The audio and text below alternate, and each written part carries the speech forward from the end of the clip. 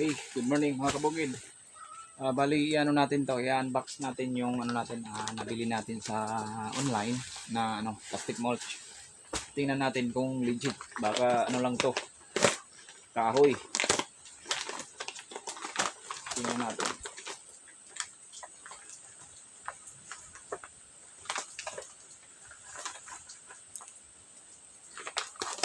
So, bali ito, nabili ko dalawa mga kabukid. Umabot lang ng dalawa na 2,984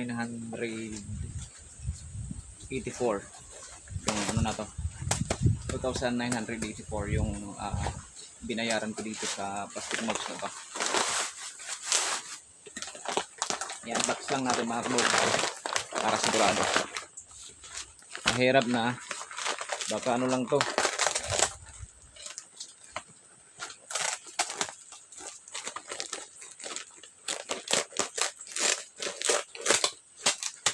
okay, napakaganda yung yung pa lang packaging, napakaganda na. Tingnan niyo mga kabukid. Oh. Yan. Din check ko rin yung loob.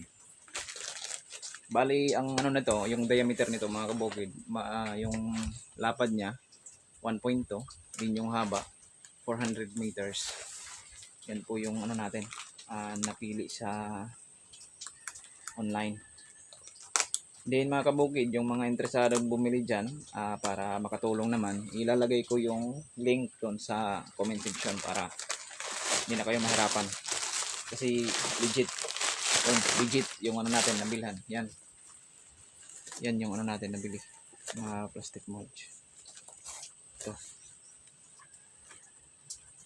Yun. Yan.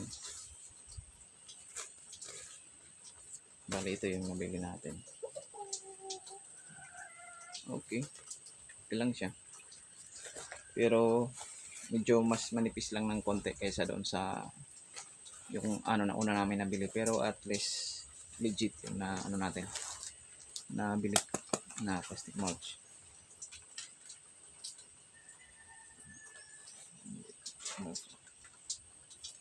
Okay.